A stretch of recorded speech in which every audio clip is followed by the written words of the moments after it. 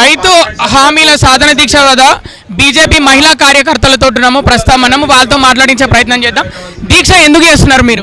Congress government రైతులను మోసం చేసింది. రుణమాఫీ ఇస్తానది ఇవ్వలేదు.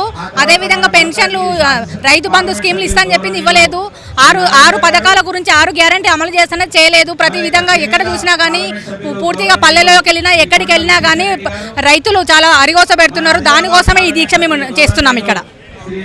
అంటే ఇచ్చిన హామీలను నెరవేర్చలేదంటే మోసం చేసినట్టేనా? మోసం చేసినట్టే. మోసం చేసింది కాబట్టి ఆ రైతులు అందరూ ఆవేదన చేసి మా దగ్గరికి వచ్చి చెప్తున్నారు. వాళ్ళు అప్లికేషన్లు తీసుకొని వస్తున్నారు. మాకు రుణమాఫీ కాదు, మిగతాది అంటే ప్రతి మహిళకు 2500, పింఛను 2000 నుంచి 4000 చేస్తా అన్నారు. అంటే మీకు సమాచారం ఉందా? వీళ్ళందరికీ ఇవన్నీ అందుతున్నాయా? అందట్లేదు. అందరికీ అందట్లేదు. ఏదో ఒకటి స్టార్టింగ్ లో మాత్రము అది ఫ్రీ బస్ అనేది ఒకటి పెట్టారు, ఉచిత బస్సు అది ఒకటే పెట్టారు తప్పితే ఇంకా ఎక్కడ ఏమి ఎటువంటి మహిళలకు అందట్లేదు, స్కీములు అందట్లేదు.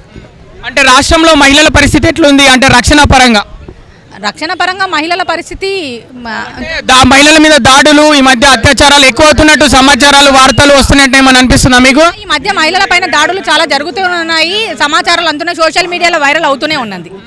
రైతు రుణమాఫీ కూడా చేయలేదు. రైతులకి 8 గ్యారంటీలు ఇచ్చారు, అందులో ఏది కూడా పూర్తిగా చేయలేదు. 2 లక్షల రుణమాఫీ అసలు ఇమీడియట్గా చేయాలి వాళ్ళు. అందు గురించే దీక్ష కొనసాగిస్తుంది. మీ దగ్గర ఏమైనా రుణమాఫీ జరిగిన వాళ్ళ లిస్ట్ ఉందా మీ దగ్గర? అంటే ఎంతమందికి రుణమాఫీ కాలేదు? అవునండి, కొన్ని వేల మందివి మాకు డైలీ వచ్చినాయి. నేనే స్వయంగా చేసినాను.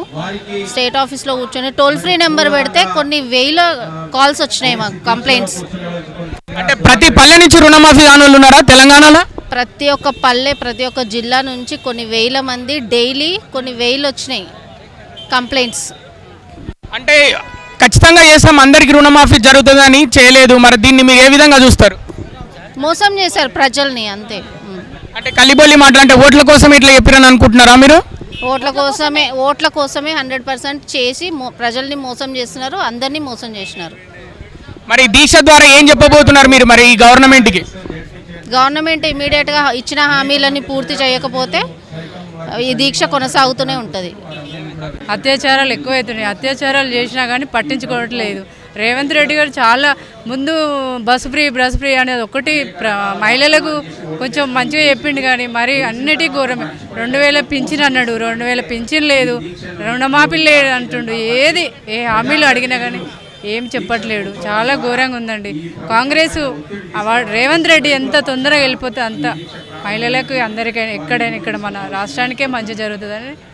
మహిళలకు రక్షణ లేదు, చిన్నపిల్లలకు రక్షణ లేదు అంటున్నారు. అంటే నేరస్తులకు సరైన శిక్ష పడట్లేదా? అంటే దొరికిన దొంగలకు కూడా రక్షణ ఇస్తుండే ఆయన్ని, అసలు ఏమీ జరగట్లేదు వాళ్ళకి.